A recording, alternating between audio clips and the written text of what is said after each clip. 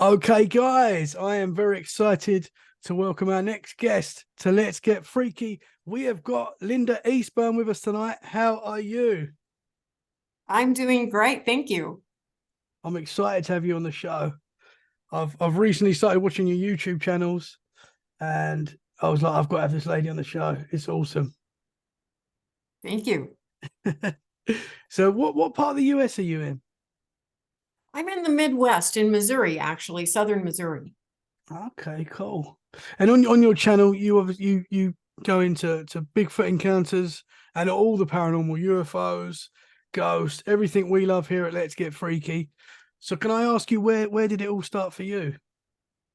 Well, it started a long time ago, just is basically just interested in the subject. But there was a group meeting to discuss UFOs, and there was this area not far from where I lived that had this flap of UFOs that came over. And that kind of got me into the UFO research, which took me down a real rabbit hole of research for many, many years of the UFO subject. That kind of sprung into other areas, beginning to understand a little bit more about like ghost activity, just a variety of things that happen that we cannot explain. And I've had some things happen to me, nothing that's been terribly out of the ordinary, but I've done a lot of work with people and research locations and places and people that have had just some really strange things happen. Now, I have had a couple of ghost things happen to me personally. That's rare in my world, however. Yeah. And then I also had a couple of poltergeist things happen to me. I think that was a lot of me projecting my own energy, probably, because both circumstance was kind of odd. But those were very isolated. That's not the norm in my world. I've never seen a UFO. I, however, did see a really strange orange light once, and we can get into that a little later, maybe. But there were some strange things that happened around that orange light too. But my world has just been full of synchronicities, and I learned how to be kind of psychic, intuitive. I created a whole business out of that, teaching remote viewing, teaching people how to be more aware of their physical health, their bodies by being more intuitive.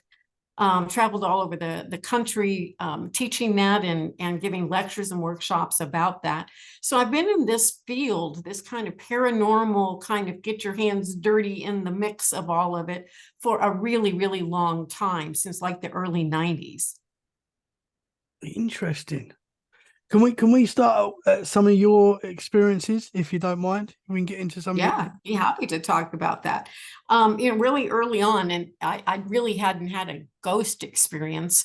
And I still haven't seen anything, but it was kind of early on, and we had a little small group, and there were four of us in my living room. And I was sitting in the floor by the coffee table, and the corner of the room was back behind me. And I kept feeling something. I wouldn't have called it something. I just felt uncomfortable. I kept feeling squirmy, like I didn't want to be sitting there. And I felt like I didn't want that, whatever it was behind me, but I wouldn't have been able to articulate that that's what was happening. So finally, I got up and sat on the sofa and just made the statements like I just felt really uncomfortable. There was a woman there that had spent a lot of time learning to see things, energy, things like ghosts or other things, but she mostly just saw them as like an energy field. And she said, well, there was something back there behind you in that corner. And I thought, well, that's kind of odd, but whatever. So within a week, this was what was really strange. And this has been the story of my life, is, a lot of synchronicities that happen. But within a week, a man came to my house for a hypnosis session. I was doing hypnosis at that time as a practice, as a professional practice. And generally speaking, they would come into my home and we would start our interview in that very room where I felt that uncomfortable feeling. But he came in and he walked down the hall and he looked around, and then he did the oddest thing. He walked all the way across my family room, walked over to the sliding glass doors and looked outside. And then he walked back to the hall close to the living area. And he put his hands over his chest, and he wasn't saying anything. And I'm thinking, should I maybe make my way for the door at this time? Because I don't know what's going on in his mind. So then he said, I think my father used to own this house. And okay, that's okay. That's not a big deal. And then he looked at the very corner where I had felt uncomfortable. And he said, and he died right there. So it was like within a week's period of time, I had confirmation that that unusual sense of feeling that I had in that corner behind me, and my friend's visual impression that there was something going on there. He came within a week and confirmed it. Now, there's no way that he could ever have known that I had that feeling about that corner. But I did think that was very, it was a lot of confirmation for me that we can feel things like that, and that we can know that those things are genuinely present and real. So that was my first kind of ghost encounter. The next one really wasn't me experiencing the ghost. It was more I bought a haunted house. I did real estate and bought investment properties, and that's what my husband and I did for a very long time. And I still do that to some degree. But we bought this house, and the first time we went to look at it, it had tenants in the house. There were people living there, a family. But this young man and woman were a brother and sister, were going to sell this property. So we went to look at it to see what we thought about it. And the tenants that were there started telling us how the house was haunted, that it had, some really, really strange things were happening in the property. And, things were moving, lights going off, children's toys would start moving on their own, strange sounds in the house, just a lot of really bizarre stuff. And come to find out, this young man and woman, this brother and sister, their mother had committed suicide in the attic of the house. And ever since then, all the neighbors knew it. As a matter of fact, it even was on TV one year, because it had so many, at Halloween, it was on TV because it had so many odd things happening in the house. So that was the only other personal property that I owned that was possessed by some kind of a ghost-like figure or some kind of unusual activity like that. Wow. Can I ask you where that house was? Did you say where that house was? Yeah, it was right here in Springfield, Missouri. It was right here. It's just a small little 2-bedroom house with an attic. Wow. And were people seeing entities in the house? I don't know if anyone saw entities per se. I don't remember them saying that. It was more the poltergeist activities that were going on there, the lights coming and going, and the toys moving, and the sounds that they were hearing. It was more that was going on there. Wow. So when you now, there was a house that I visited once that had very unusual poltergeist activities as well. And this was in New England. And the woman who owned the house had this really fabulous old wooden statue. It looked ancient. It was an old, and it was painted, but you could tell that it had years and years of wear on it. It was a very unique piece. And she would have things missing in the house all the time. Things would just be moved around and missing. And a lot of oddities were happening in that property. And years later, I went to Eureka Springs, Arkansas, and investigated a house there that was supposedly haunted. And one of the things I noticed when I walked through the living room was a statue, an old wooden statue in the living room that was very, very similar to the one in New England. And it also had a history to it. It was old, it was ancient, and I'm not sure exactly where it came from, but it wasn't the United States, either one of these. These were like a European type of old statue. But both properties, both houses had this very unique thing going on where, stuff was moved. This woman came home one night in the Eureka Springs house, and she laid her dress. She took off her evening dress because she had been out to a very formal kind of event. And she took off her evening dress and just, draped it over the sofa before going to bed so it would not get wrinkled or messed up during the night. And the next day she gets up, she goes to the living room, the dress is missing. She goes to the kitchen, she opens the freezer in the kitchen, And there is her beautiful dress wadded up and stuffed into the freezer. Now that is just odd. Yeah. So that's the sort of Wow. thing that happened at both of those properties. I have no idea if that statue had anything at all to do with it, but it still is a question in my mind that it might have had some bearing on it. I don't know. Yeah. That's interesting. So was it exactly the same style of statue? It wasn't the exact same style. Well, it was the same style, but not the same figure. Okay. Both of them were bulky. It was like the bottom part was they were extremely heavy, bulky. The paint was old and faded on them. And they both took on almost a pirate kind of look. You know, it was a male statue with, you know, very ancient, old flowing, you know, kind of garb that they had on. Both of them were very unique, but they had some strong similarities. That's what I noticed.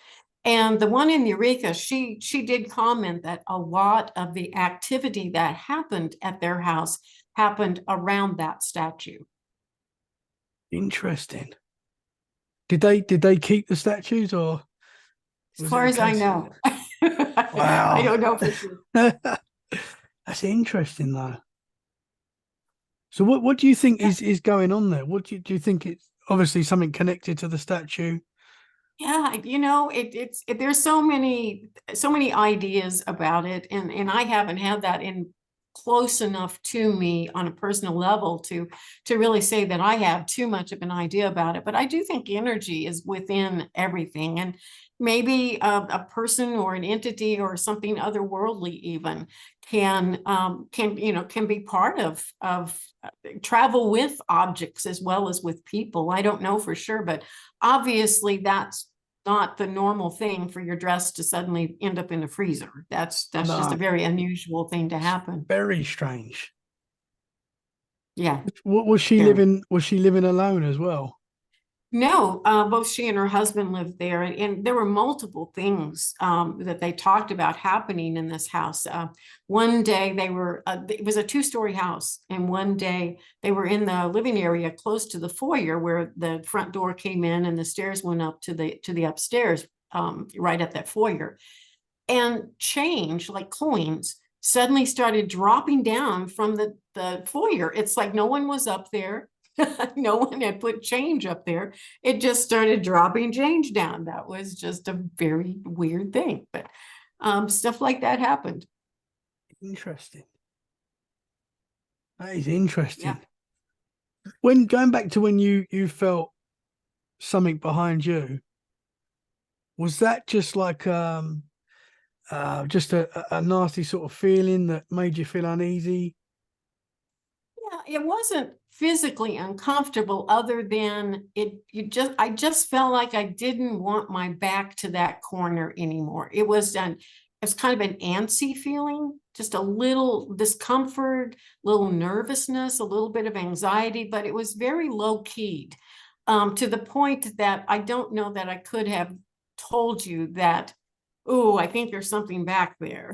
You know, it was more just, oh, I don't like this anymore. You know, like having your back to a door or something that you just don't feel comfortable Yeah, having your back to that door. You yeah. anticipate something's going to walk in or something's going to happen there that you're going to miss seeing and feel like you need your eyes on it. So when I got up and moved, I wasn't very far from that corner when I sat on the sofa.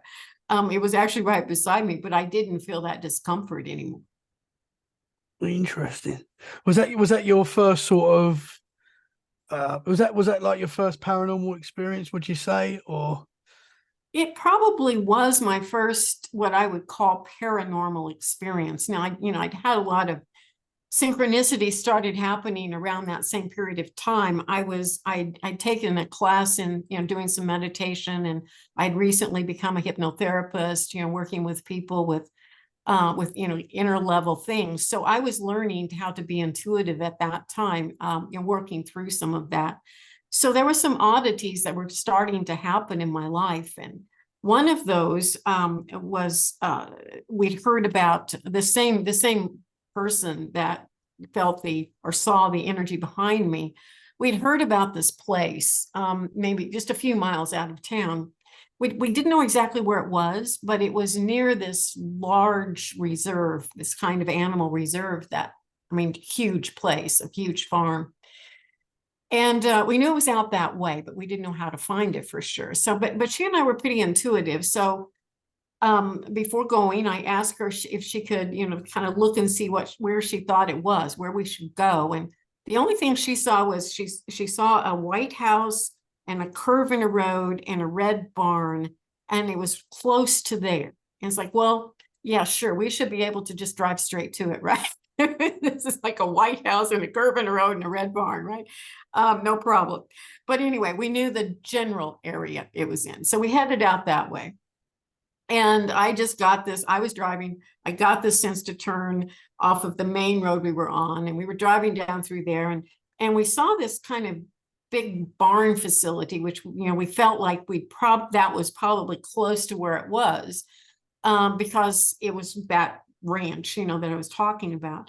But we drove on, and there was just this little thing that almost looked like a driveway. It wasn't, it was actually a road, but it looked like almost a driveway. It was all grown up with trees on each side of it. And what possessed me to turn left into that road? I mean, it would have been the least obvious road to turn down, but I did turn down that road, and shortly down that road was the White House, the curve in the road, and the red barn on the other side. Now that isn't the tricky part, though. This is the really weird part. As we drove around, there was another curve, and we came upon this place. And this was probably one of the eeriest places I have ever been in my life. It was this what looked like a deep, deep, deep pond, and the road kind of encircled it. And it looked like something that just stepped out of the 1930s. There was an old cabin there. There was a fence all the way around it. There was kind of like a diving board, but this pond looked like as if it just went down and deep forever. It wasn't very big around, but it was mysterious, all grown up around it. The road encircled it, at least half of it. So we thought, well, this is interesting. So we decided to stop the car, get out, take a look. And remember, she's the one that feels a lot of energy, sees a lot of energies. But we both became slightly dizzy. We both became nauseous. We both started sensing there was some like weirdness about this place. Like, this isn't normal. And we were looking for like a UFO spot, because this location had tons of UFO activity that we were looking for. But when we got there, it just reeked of, oh my gosh, what have we found? Like some kind of a weird portal or something like that. I later on took numerous other people out there, and they had the same experience at that location, like as if there was some kind of an unusual energy field around this kind of deep, hidden, secluded little pond-like place. That was kind of weird, and also that we went directly to it, and that was also very odd. Wow. So did you know what was at the bottom of the pond? No, I have no idea. I don't know. It looks very, very deep. Yeah. It was like everything just like caved into this pond, and it looked like it could just go down forever. I mean, I don't know the circumstance. I tried to find the owners of the place, I mean, who own that property. I finally found a name, but they were nowhere to be found. I couldn't locate them. I finally found, where the tax bill went anyway. There was no way to really discover a lot about this property, but it looked as if it had been abandoned for an extremely long time. Interesting. It's interesting that whoever went there experienced the same sort of feelings. It is, yeah. Everyone that went there had that same kind of woozy, disoriented kind of sensation. That was more how they felt. Interesting. You mentioned the word portal there, and I find that fascinating, that there could be areas of high strangeness and areas of, where possibly there could be portals and things like that. I find that super interesting. I do too. I'd love to find one. closer to me, but there's some in Missouri. There's some places that have a lot of activity, skinwalkers, Bigfoot show up, UFOs, laser lights, orbs, poltergeist activity, huge amounts of poltergeist type of activity happened there. I had an opportunity to go there once, and then there was a huge thunderstorm, so I didn't make it out there and never did get an opportunity to go back for a camp out there. But I'd love to make my way back there at some point in time, possibly. Now, speaking of portals too, I mean, this isn't really a portal, but I mentioned that orange light I saw. That was early on too. It was about that same time that the ghost activity, my first sensation with the ghost activity. I was at a person's house out in the country, and I was waiting for my husband. He was looking at something in the garage, and it was about 10 o'clock at night. It was dark. I'm just sitting there looking across the road, and across the road was a pasture, with cattle in it. And beyond that, at the edge of that pasture, some distance away, was a line of trees. And just above the tree line, I could see an orange, rather fairly large orange light, but I'm thinking it was probably an airplane that would continue moving over the sky into the sky. But it didn't. It just hovered right there on top of the trees. It just stayed there. And I thought, well, that's strange. So I didn't have anything else to do. I'm just sitting there looking at it, trying to figure out what it might be. And I'm thinking, well, could it be tail lights? But I didn't think there was a road over there, but it could be a tractor or some other, vehicle that was used on the farm. But it just stayed there. And then suddenly it just slowly went down behind the trees. Well, I didn't think too much about it until the next day. I was at a relative's house who knew the people in that community, and they knew the people who owned a farm next to that farm, and they spoke with them that very morning that there had been 3 cattle mutilations that night that I saw the orange light. One in the field that I was looking at, one at the farm to the left, and the other one at the farm to the right. So this was, maybe not just an orange light. I don't know for sure. But our UFO meeting was like within a day, and I was so new at all of this. But I went and talked to them about it, and they said, well, orange lights are sometimes associated with this whole, cattle mutilations and things like that, and also somewhat associated with, the Bigfoot phenomena. So that was kind of interesting that that I was witness to at least the light portion of it. That's super interesting. Can you remember how big the light was? It was at some distance, so I'm not going to be able to say exactly. It would have to have been fairly large though, because it was maybe, I'd say, a half a mile across that field, something like that, quite a distance. But it was large enough that, I could see it very distinctly above the trees. It wasn't just a tiny little dot. It was more like a setting sun, that kind of, or a rising moon that's full. It was more like that size. It wasn't tiny. It was big enough that I watched it, and big enough that I saw when it went down very slowly. It didn't just disappear quickly behind the tree line. Yeah. That is interesting. And you say there was an actual cattle mutilation that there were took 3. place. Yeah. There were 3. One in the field I was looking at, one in the farm to the left, and one the farm to the right. Now, the really interesting thing also is that my relatives knew the people owned the farm to the right, and I'd been involved in the little UFO group, and they were doing UFO conferences, and it was a fairly good sized conference. About 750 people came to this conference, and the son of one of those farmers was at the UFO conference, and we thought, wow, that's out of character for him. But he was at that conference, and I always wondered if he was having a lot more experience besides just that isolated cattle mutilation incident. And probably was, because I don't know what would have driven him to come to a UFO conference. It's just not out of character for that community. Yeah. Interesting.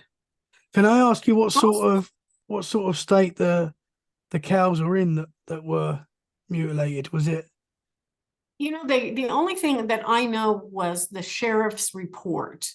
The sheriff went out, it was never announced. If I had not known the people in the community, I would never have known they even happened.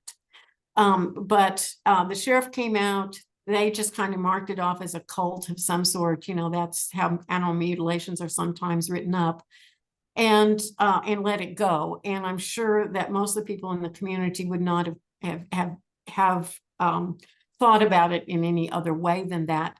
So I didn't get all of those details, like the laser lights, the no blood, all the things that identify a true animal mutilation.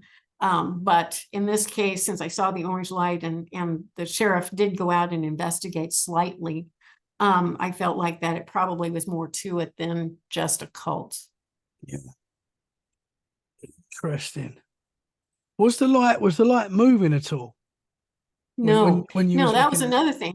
It just hovered there, which I found it to be odd. At first, I thought it was an airplane potentially going over. And then when it didn't move, I knew it wasn't. I didn't hear anything. And then I thought, well, it could be, a tractor or something, maybe, a tail light or something, but it was awfully bright and big.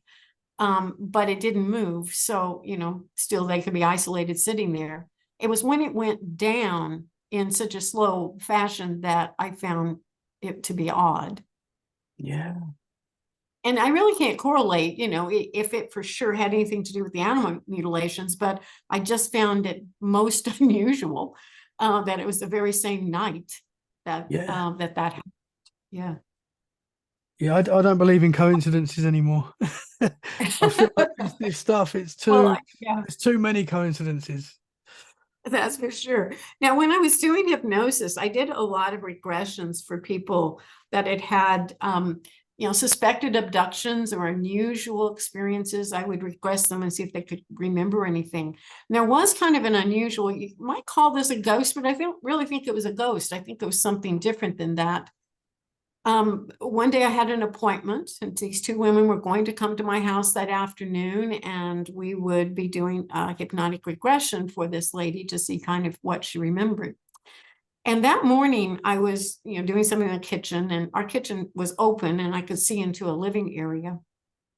And I kept getting this sense out of the corner of my eye that there was someone tall standing. I got a sense of a male figure standing in the corner, not the same corner, it's a different house than the ghost one, standing in the corner. And I kept looking. I kept thinking it was my husband, but I knew he wasn't home, so it wasn't him. But I would just keep seeing this out of the corner of my eye. When I would look, nothing was there, so I didn't worry about it too much. But when the two women got there, they started talking about some of her remembered experiences throughout her childhood. And she started describing this tall, dark male figure that would come scare her in the middle of the night. And I'm thinking, well, I didn't tell her this, but in my mind, I'm thinking, I think he might have showed up here this morning. Wow. So that was very unusual because I'd never seen anything like that in that house before. I didn't feel uncomfortable with that, and it didn't appear after she left. I think it was maybe just kind of a sense or a warning, maybe, for me to be prepared for that kind of information. And it could have actually been the character that she saw, that I don't know. And I didn't get enough detail because it was kind of a dark male shadow out of the corner of my eye. That's all I really saw. But that was kind of an unusual moment. Yeah, for sure. Wow. So in your area, have you sort of got a database of a lot of activity that's going on?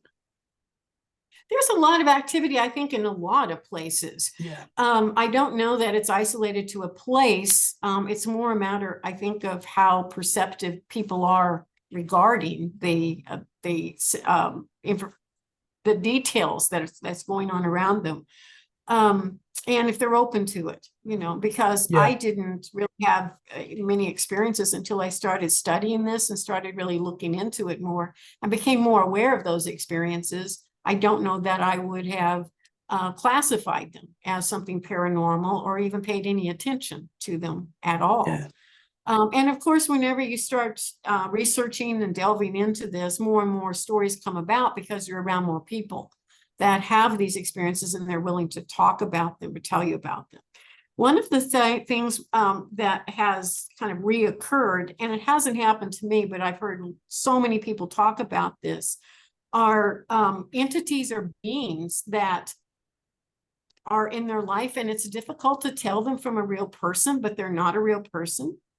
There was this one situation, these two sisters and their husbands, they decided that they wanted to kind of play with the idea of being able to manifest a person or a being, you know, like from the other side or whatever. And they worked on this to the degree that this thing became pretty solid. It would show up and it would have coffee with them and it would have conversations with them. It was this guy, you know, but then after a time, they couldn't get rid of it. So there was a suspected crop circle that had formed about an hour or so away from their home. And they decided one day, because they couldn't get rid of this guy, why you would invite someone like that into your home anyway, I don't know for sure, but that was their story. So they took, with a group of other people, they went to this crop circle to see if they could get him to disappear and permanently and energetically gone inside the crop circle. And it worked. He didn't come back. So that was kind of an odd story. Interesting. And then there was another one where a lady just turned around in her kitchen and there was this guy standing there. And he looked human, totally real. And he just kept repeating himself that he would follow her, that he would follow her. And she kept asking him, who are you? What are you doing here? Why would you follow me? You know, who sent you? Where did you come from? And he just said the same thing over and over. I will follow you. I will follow you. And then she told him to leave. And so he disappeared. Interesting. With the couple that manifested an entity, did they, I mean, how did they, was it just something they sort of spoke into their existence? And well, I don't know how easy that was for them. It took them a long time to get that to be solid enough, you know, something they started interacting with, probably just on a verbal and conversational level from time to time. But then they started working with like getting a full-fledged physical body attached to this guy. And it would just slowly get denser and denser. So, and I haven't practiced that myself, and I don't think I would, because it would be kind of scary to get something that solid in your world. And then what do you do with him? You know, yeah, for sure. That's so interesting. But yet another story down that same line, there was a woman, and, you know, we have to honor everyone's reality, however it might be. Whenever I heard her story, I really honestly kind of questioned in my mind if this was real or not. But then I heard these other stories. I thought, well, possibly it is real. Yeah. She lived kind of out in the country by herself. And no doubt she was, you know, probably lonely in this country setting. But one day, this character shows up at her house, and she referred to him as an angel, and he just moves in, and he's there all the time. And they kind of start this really loving relationship between the two of them. Problem is, he's an angel and he can't really go out with her. He can't do anything, you know, beyond the house. He can't leave the premises. But for years he was there and they had this relationship going. And then one day he said, I have to leave now. And he was gone. Interesting. So we may be running into people all the time that aren't real. Yeah, well, I often think that, like, you know, I personally myself, I've seen a full-bodied apparition that if it wasn't for the situation that I was in, you know, it could just be a man, you know, a solid man. Like if it was in the street, I wouldn't know that it was a ghost, you know. So I often think, could we see things, you know, if a man walks past you in the street, how do you know if he's there or not, really? You know, I know that sounds crazy, but yeah, but that's true. I mean, if you get this wispy image of someone, you don't know if they're you wouldn't think to identify them as anything other than a person if they're that solid. Yeah, for sure. But I don't think I've ever known anyone or met anyone that I didn't feel like was an actual person. Yeah, yeah. I mean, we get that moment where we might see someone acknowledge that they're there, and then sort of look again, and there's no, and you're like, where are they gone? And you obviously you just put it down to, you know, that they've walked off or whatever, and they might have done. But I'm just saying, we don't know sometimes. It's interesting. Yeah, it is. It is really strange that and I think these things happen to people. I don't know that everyone tries to manifest someone to come live with them. Yeah. But that one's out there on a limb. When I first started studying the UFO community information, when I first started really talking to people about that, I mean, it just seems so far-fetched, so much of it. I remember these people coming to my house and telling me how they were driving down the road and suddenly their car was completely abducted up into a UFO craft, and I'm going, oh, come on, let's get real. Then after a while, that just becomes, yeah, that's a normal story. Got it. Yeah. So Yeah. we become acclimated with time with these stories. And no matter how bizarre they are, they're happening to multiple people. So these things possibly, are real. Yeah. Yeah, for sure. Was that lady that had the going back to the lady that had the angel come to her house? I mean, was that something that she tried to create in her mind and it became real, or was it just something that like she couldn't No, control? no, it just showed up. She wasn't asking for it to arrive. It just showed up. And they kind of got to know each other, and then they just decided to move in with her and hang out for a few years. And it was a really interesting way that she talked about that. I mean, in her mind, and possibly in reality, this guy was just as physical as you and I. It seemed like a very physical relationship, even though he had given her the information right from the start that he was actually an angel. He wasn't this physical character that like she was. And maybe if I don't know what his reason was that he could not go with her places, but I often suspected that other people might not have been able to even see him. I don't know that for sure. I just don't know for sure. Because he didn't go with her anywhere, so we don't really have any evidence of that. I just suspect that there was some reason he could not be seen outside of the house.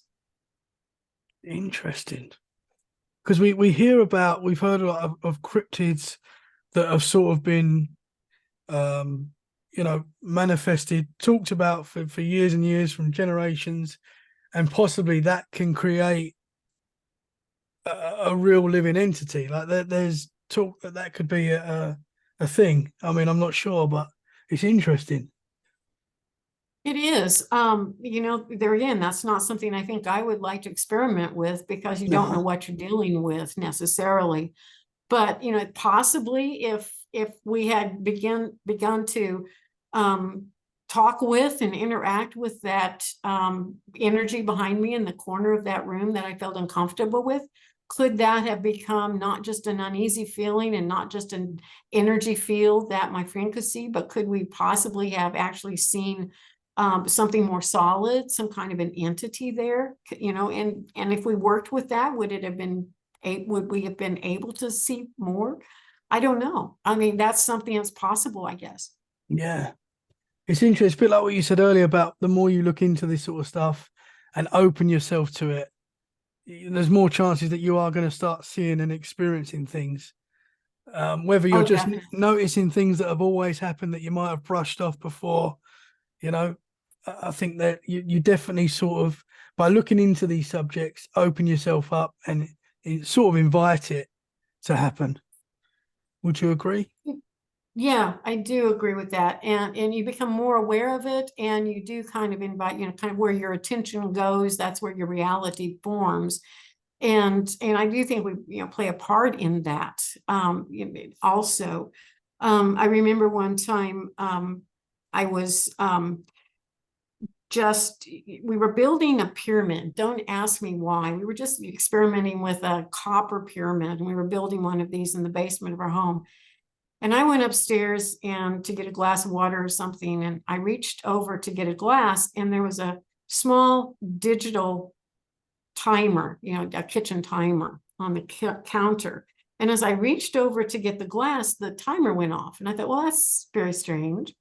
But okay, turn it off. And maybe it was like nearly on or something, and it just clicked. I didn't touch it, but I got close to it. Went back downstairs, came up later. Same thing happened again. When I got close to the timer, it went off again. And it was taking a little longer to build this pyramid than I thought. So I went on to bed. And when I went into the bedroom, got in bed, suddenly the TV comes on by itself. So I'm thinking, okay, there's something about building a copper pyramid in the basement that is creating a weird dynamic in this house, because these electrical things are things that are battery operated and electrically operated. They are coming on without effort on my part or even any attention to them. So that was kind of an unusual moment. The only other time anything like that ever happened was once and I knew this was a projection of my own energy. I was upset about something, and I just, stated some comment out loud with, force. And I was by myself, but I just said something, and suddenly the stereo blasted on. And I was like, oh, okay. Wow. That was an energy field that was directed, in the room. And obviously it had an impact. Yeah. Now, those are the only times in my life I can say that anything like that ever happened. The stereo coming on, I knew pretty much what caused that. Building the pyramid, I wasn't quite sure how that impacted the energy of the room, but it obviously did something, because and it was an isolated experience. Most of my situation it's not a reoccurring thing, but both of those were kind of odd. Yeah, for sure. That's interesting with the pyramid. Obviously, there's a lot of mystery when it comes to pyramids. We don't really fully 100% understand them. I feel like I want to ask you why you was building a pyramid. I know you said don't ask. I was experimenting with pyramids. I've been reading about pyramids and pyramid energy and what you could do, keeping food, keeping food from decaying faster and all kinds of things like that. So, well, it was something that was just be kind of fun to do. My husband was really handy, so it was an easy thing for us to do. So we did that. There again, that was fairly early on in my development of the intuitive things and understanding more about some of the phenomena that happened later on. But in my world, a lot of it was psychic ability started to develop.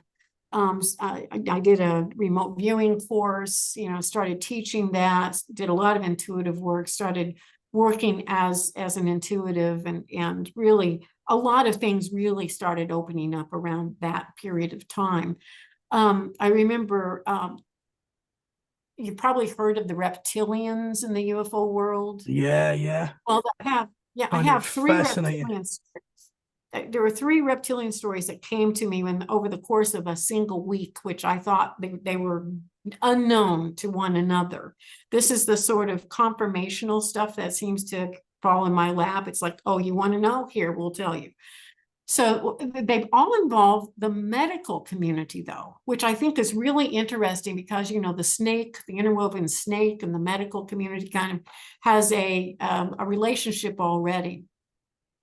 But 2 of them involve nurses. And the first story I heard was a nurse that was telling me, she felt comfortable enough to tell me this had actually happened to her. She was working with a patient in a room, and suddenly she saw this kind of ferocious, like, reptile come out of this woman. It scared her so much, it took her back in the room, and she actually had to walk out into the hall area because she was so startled.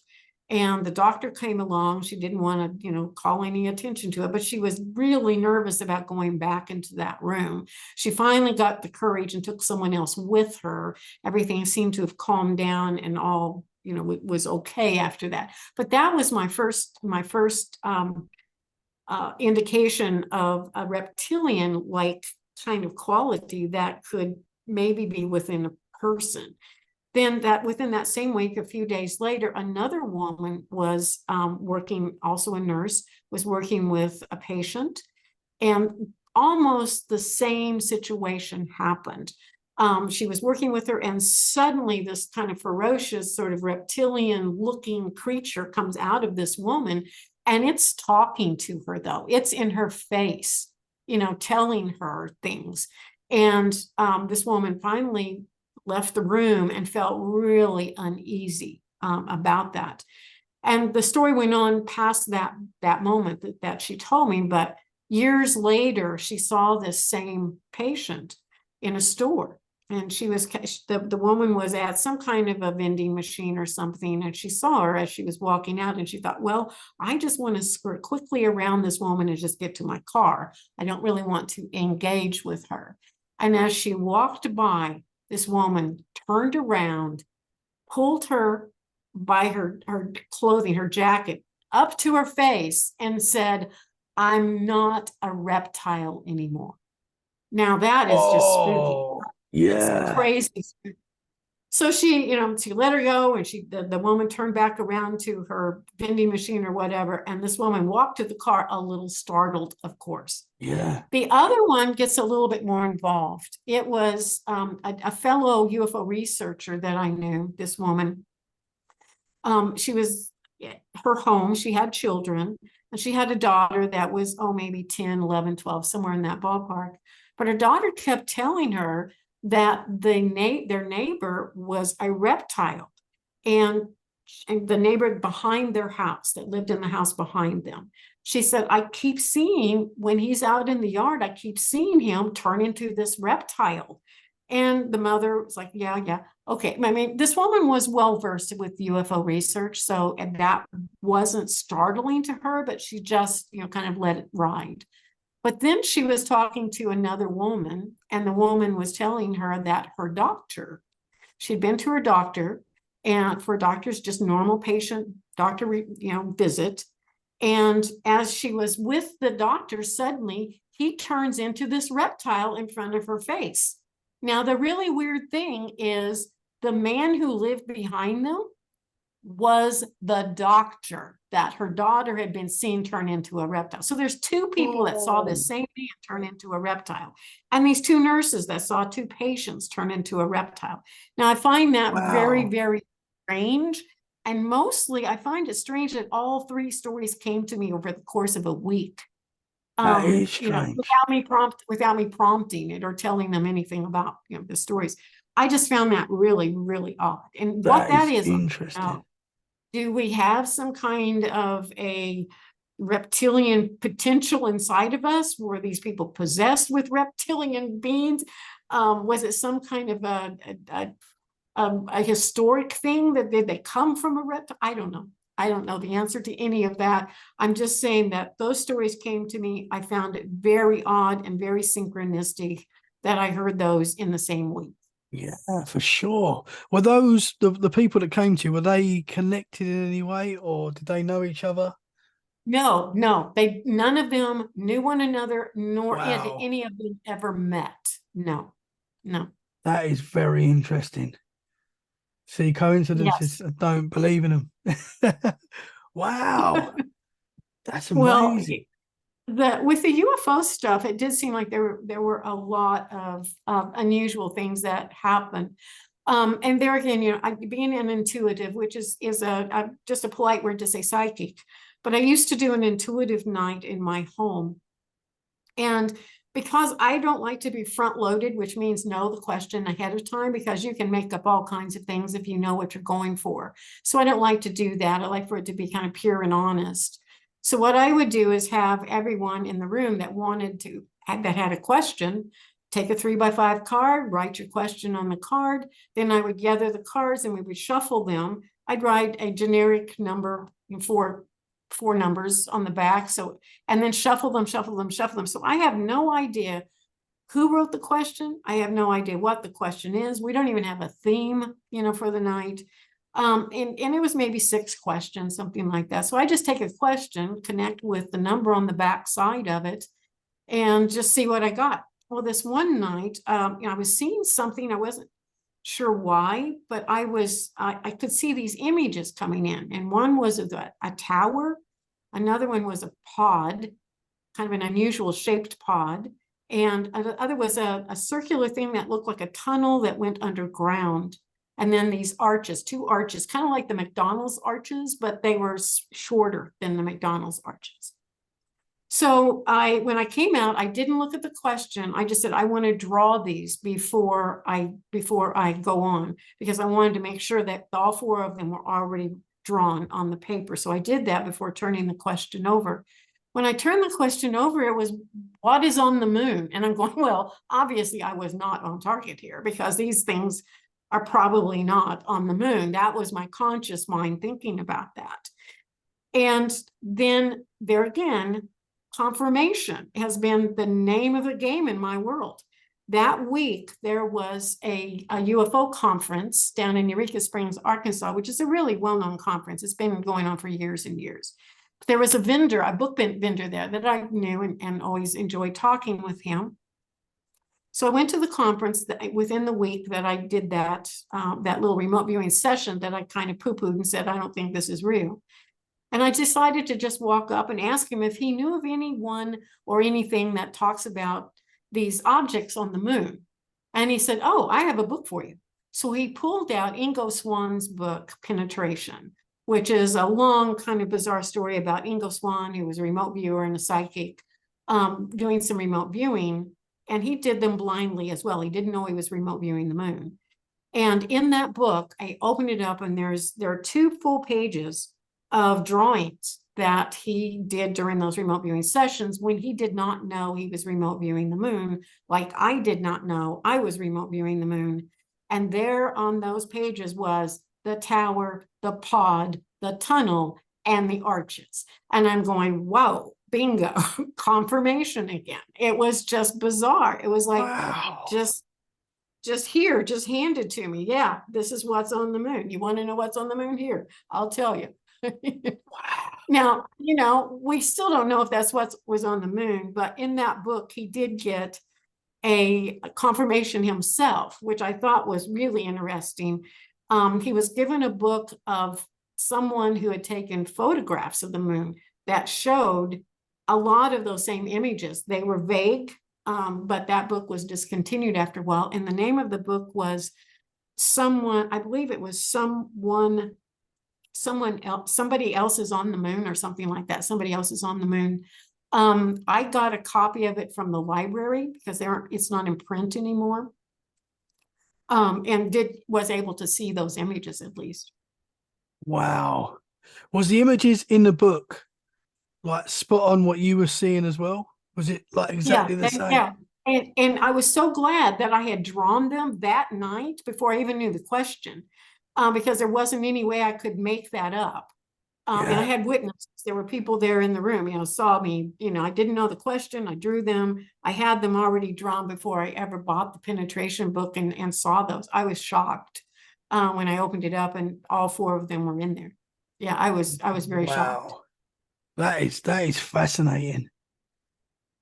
It is. I mean, the whole remote viewing thing is fascinating because you can see so many things and experience so much stuff that, when you're not even there, outside of time, you can go back or forward in time and see things, know things. That is something I really got into. You can call that paranormal or not, but it's kind of a time warp, where your consciousness can kind of travel through time and not be stuck, within our linear perception of what time really is. I find that absolutely fascinating. How is it something it's obviously not easy to do, but how do you even start with that? I mean, what did you do to start with that? How did that start? It took about 6 years. I wasn't like a gifted child that just automatically knew how to do this. So it took me about 6 years before I felt really confident with it, really like it was beyond just guesswork. But what I did was I just practiced every day, ask a question, get an answer, ask a question, get an answer. And I just spent a lot of time developing a relationship. But once I kind of became capable of really connecting with something like the remote viewing, what I understood, what I did was I probably matched the harmony of the frequency of what it was. because eventually, you know, I did a lot of readings of physical systems in people. And what I recognized was, you know, once you're connected in there, there's really no separation between you and what you are reading, what you're trying to perceive. So it's like as if you were there. It's like as if you were that person or that thing or that event. You know, you are there, you're harmonizing with it. So it was being able to connect with the vibrational harmony of that, whatever it is that you're viewing. And then you can be spot on.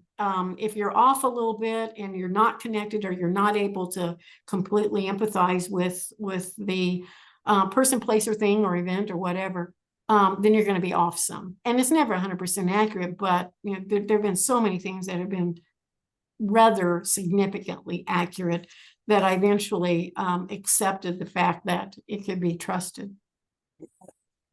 That's so interesting. So when you go to these locations, are you physically there?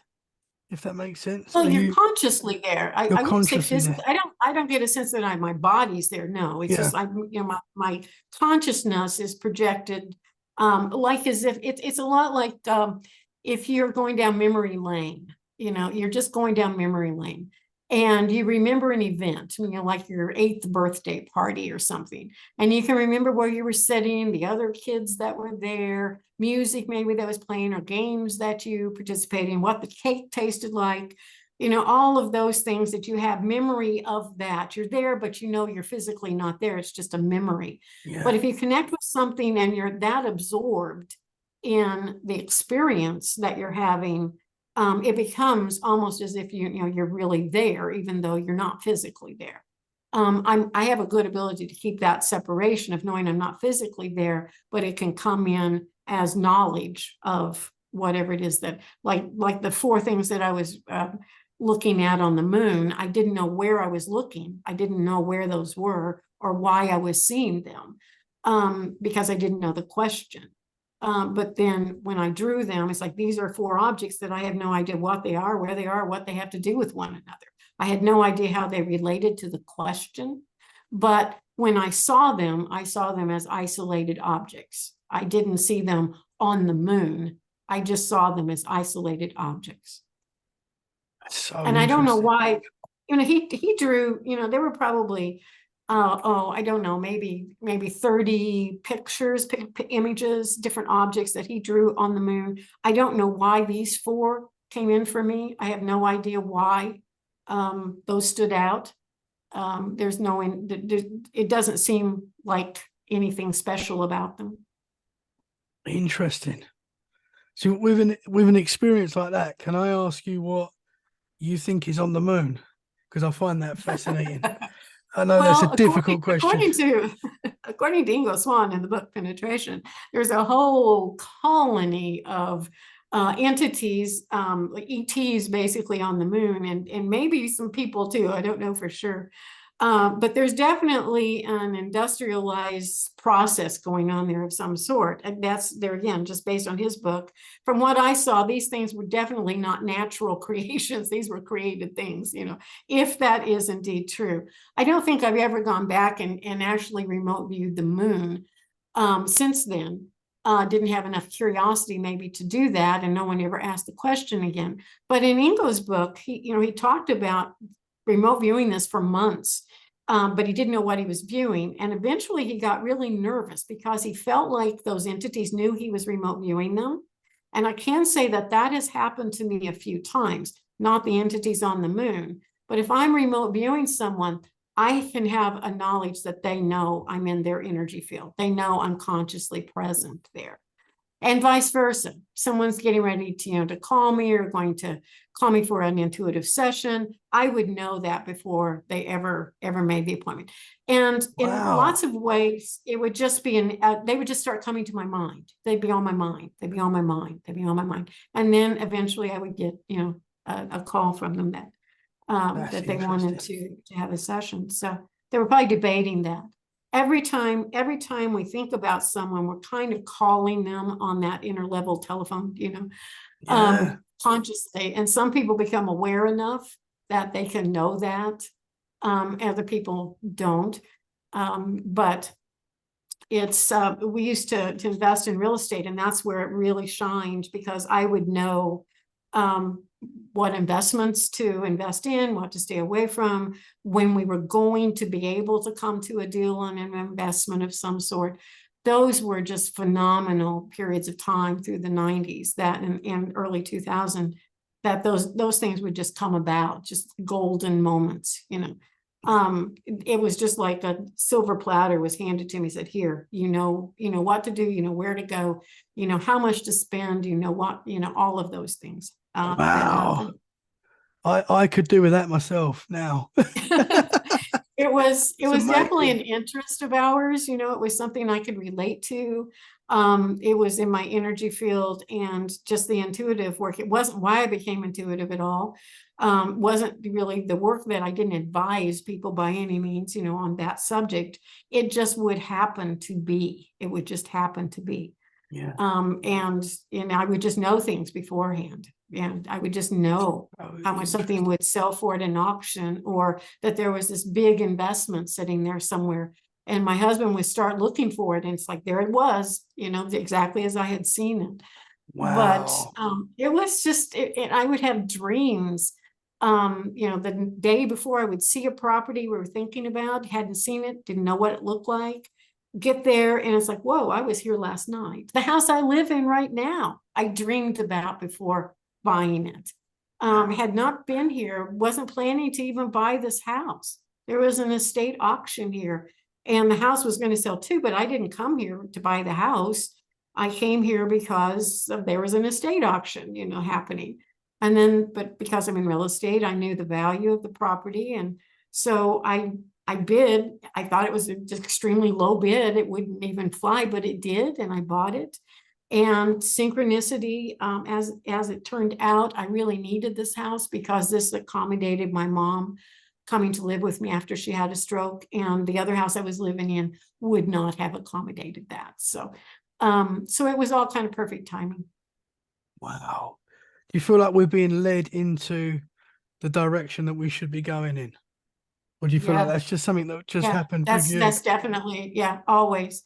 And that's kind of the blessing. Whenever you use it, you know, for good, and I think you can use this for any purpose you want, but I think, you know, whenever you have good intentions, I think there's a lot of guidance that comes along that just kind of helps you figure things out sometimes, and keeps you on that path. And even when I didn't ask for things, which usually I have to ask for stuff, or have to ask for information to come through, but it would just be there. It was just like, here, you know, just do this, do that, you know, just everything's good.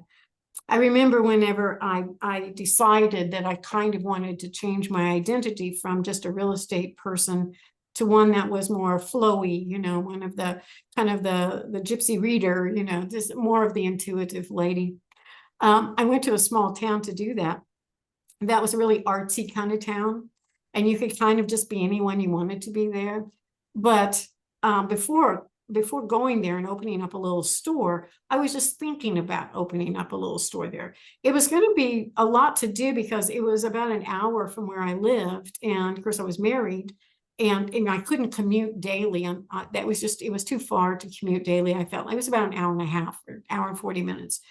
So I needed a place that was fairly inexpensive. I had a budget, you know, I had a price I was willing to pay. And it needed to have, you know, a place where I could stay while I was there, you know, a bathroom, a kitchen. I thought, well, there's no possibility I'm going to find that type of location in that town for that price. There's no way.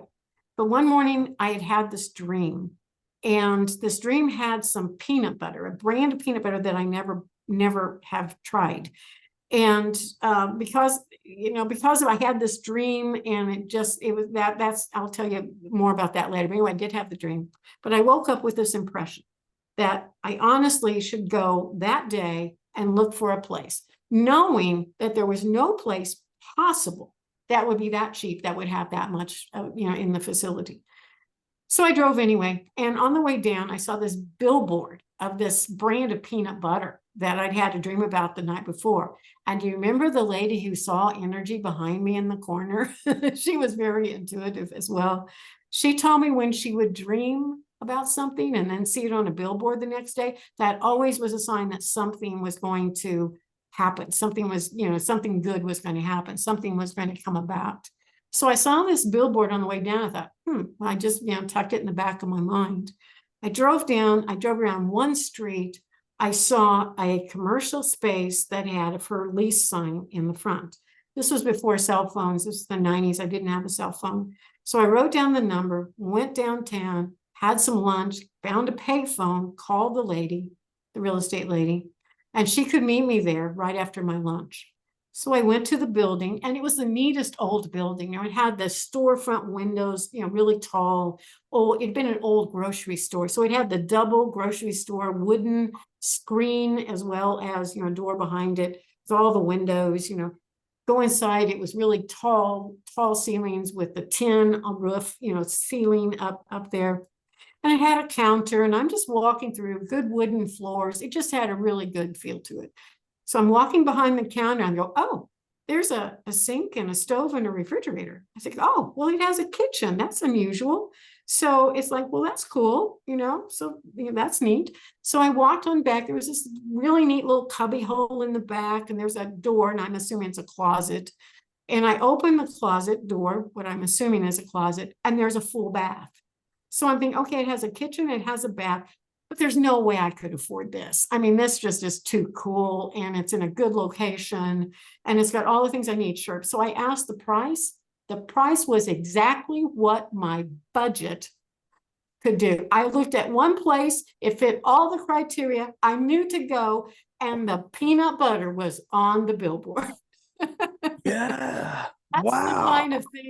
That's the kind of thing that has just happened to me in my life. It's just like amazing. This, this doors open, and you just know where to be when. So that's what I taught people. I taught people how to be more attuned to that, more aware of those avenues that can open up for you. If you become more aware of where to be, what to do, and, just be attuned to it, and it will just it will present itself. Yeah, that's so interesting. So we should be looking out for the signs, and Look listen for to the them. signs. They're everywhere. Yeah, they're everywhere. But I think oftentimes we get caught up in negating them. I could have gotten up that morning and just said, I don't feel like driving 2 hours, and and I'm not going to find that place anyway. Nothing's going to be that cheap. Yeah. And it's like you can just blow it off before you ever give it a chance. But if we're really listening to that kind of inner voice, that kind of inner knowledge, that inner knowing, some part of me probably already knew that place was there. I hadn't physically seen it. I hadn't dreamed about it, but some part of me knew it was there. So, that's that connection that you can make, in your world. And one of the things I ask for is just, show me a way, show me how to get to whatever it is I'm looking for. Do you think there's a little bit of like a form of manifestation there as well, where you're sort of putting out the positive vibes? Yeah, I think it's a combination of, because you're listening to your heart, what you want.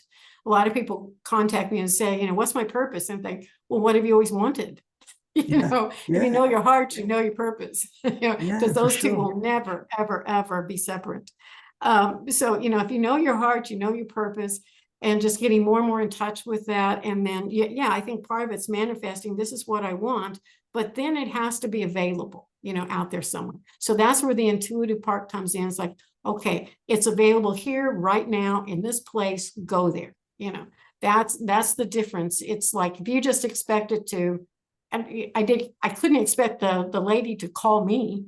I had to actually follow through and go there and find it and follow through with that. Yeah. For it to really come about. Yeah. You've got to make it work yourself. You've got to listen to your gut. Yeah, it's a co-creation. There again, we're all connected. None of us are outside of this connection that we have. So, I think we either can work in harmony with that, or we can work in discord. And when we work in discord, things sometimes just aren't going to turn out well for us. If we're working in harmony with it, I think we're just kind of on the right path. That doesn't mean we won't have challenges. We will. We'll certainly have challenges, but sometimes the challenges help us get to another place. Yeah. Super interesting. Yeah, it's all just so fascinating, from the ghost world to the UFO community to, my venture now is with Bigfoot, which also came in intuitively and told me to go with the Bigfoot thing. So yeah, that's where I'm at now. Love that. Well, I've got to ask you about Bigfoot. What's your thoughts on Sasquatch? When I first started this, I really didn't have much knowledge about Bigfoot at all. I had no interest in it. Bigfoot came to me in an intuitive session given to me by someone else. And all she said was she was telling me my future. And she said, oh, and by the way, this is brought to you by Bigfoot. And within the week, again, synchronicities, there was a small little first time Bigfoot conference real close to me. So I thought, well, that's interesting. So I was doing this other show, which wasn't flying, but I was looking for guests to be on the show. So I was looking at all the people that were speaking at the conference. And one kind of stood out to me, Scott Nelson. So I went to the conference, got his contact information. He agreed to have an interview. I drove, 2.5 hours away, got the 6 hours of an interview, came back, put that together, which is Bigfoot the Language on my YouTube channel, and it monetized my channel, boom, like that. Wow. First Bigfoot interview I had done, and it just like started the ball rolling. There again, just follow the opportunities when they pop up. If I would have followed my personal interest in Bigfoot, I would never have done that interview. But what I did was, since Bigfoot came in and said, here, Bigfoot just gave me this information on my future. Didn't tell me to do an interview or anything like that. It just brought it to my attention. And it was like the opportunity was there. Wonderful, wonderful people that I interview. Met so many people in this Bigfoot field. They're just good people. I just really enjoy them. That's how I found you as well. I think it was a Bigfoot. I saw the Bigfoot stuff and I was like, oh, no, check this out. And yeah, that's awesome. Yeah. It's a journey, and I'm still kind of following the yellow brick road on this one to try to figure out where it's headed. It's taken up a lot of time. I'm making a docuseries right now, kind of a nature Bigfoot kind of thing along the Niangua River. I hope that that's an interesting piece for people. But if I had something that I would rather be doing, it would probably be back in that paranormal field. But Bigfoot isn't so far from that. Probably 50% of the people I interview have these very strange, paranormal type experiences with the Bigfoot experience. So I haven't seen a Bigfoot, so I haven't had any kind of experience like that, but I find that really fascinating. And I was actually kind of shocked, because I came into this thinking, Bigfoot is just flesh and blood, and maybe that's all there is. But when people started talking about the orbs and the UFOs and the kind of unusual happenings around Bigfoot, I thought, wow, that sounds like the world I come from, where people are having very unusual manifestations of things. Yeah. Do you think everything is in the paranormal world to Bigfoot, UFOs, entities? Do you think it's all connected some way? I think it's absolutely connected. And I'm leaning more, of course, when I got involved at the UFO community, of course, that was also, otherworldly, other planets. They're coming here, they're entities from other planets. Now I would be more inclined to say that's interdimensional or portal related. Bigfoot may be the same. I don't know. When they're here, when those crafts are here, when the aliens are here, they seem to, and Bigfoot too, they are definitely physical. They come in and they're dense, they're physical. But let's go back to the angel, remember, that came into the lady's life, lived with her for so many years, dense enough to be physical, to have a relationship with her. So, there you go. So these things may be otherworldly or from another, kind of dimension, or I hate to use the word dimension. I'm not sure if that's where they're from, but they come and go from here, and they're physical when they're here. And some are here for extended periods of times. Others maybe just wispy moments. Ghost would be the one thing that I would say I'm not sure about, because those seem to have location. issues, you know, whether it's a loop of some sort. But then there are other ghostly like characters that seem to not be as tied to a location or a place so much. So I'm not sure, but yeah, I think that I have come to that conclusion. I would not have initially, but I've come to that conclusion now that these things may be very much interrelated. And the other thing the other part that never really gets to be addressed is how our consciousness is relating to these things. You know, do we manifest them? Do we bring them into our life? You know, there's something about them that needs to interact with us in some way. I don't know. I don't have, you know, a lot of these paranormal experiences, but I've had a few of them, enough, but I have a lot of those synchronistic experiences to tell you that that is genuinely real. Where that's coming from, I don't know, but it's not scary. It's kind of like a silver platter of opportunity that sets itself in front of me. So, and those things I believe are definitely real. But I think even that comes from like a similar place. There's something beyond physical as we know it, but it's how our consciousness interacts with it that maybe causes those experiences to be different and varied among people. Yeah. But I would say you've had a lot of paranormal experiences. I've definitely been around it for a really long time. I mean, when you start in the 90s, early 90s, and it's, you know, straight way through, yeah, it's been a while. It's super interesting. Linda, Yeah. I've absolutely loved talking to you tonight.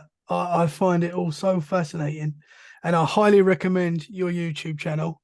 I think people should go over and check it out because it is awesome. Yeah, it's just Linda Eastburn YouTube channel, so it's easy to find. Awesome. I'll share the links in the show description so people can find you easily. I've loved talking. You said something earlier about dreams. Can I just ask you a little bit about that? You said I'll come back to that with a dream. Was there anything? I don't remember exactly what I was talking about. That's but cool. Dreams actually just, they speak my language. You know, I kind of started a lot of this in dream interpretation, and I can ask something the night before and I'll have a dream about it. They'll give me an answer. So that's one way that people can be very intuitive. If they can learn to remember their dreams, and a good way to do that is just journal the question, journal the minute you get up what the dream is. And you train your mind to do that, along with all of the other things too. You train your mind to do those things. Yeah, super interesting. Linda, I've loved talking to you tonight. Thank you so much for coming on, sharing your experiences, sharing your awesome work. It's amazing. Thank you very much. Thanks for having me on. It's been fun. I haven't had this much fun in a conversation in a really long time. Oh, that's awesome. Well, you're welcome back on Let's Get Freaky anytime, because I feel like there's a lot more that we can talk about. Yeah, for sure. Thank you so much, Linda. Thank you.